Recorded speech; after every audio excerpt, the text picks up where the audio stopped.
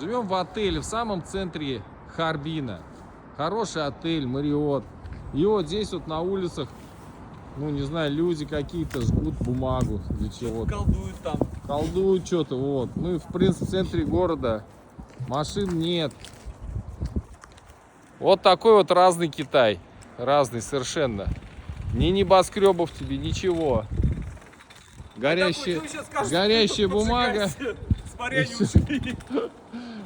Мы тоже пошли, а то еще подумает полиция, что это мы жжем.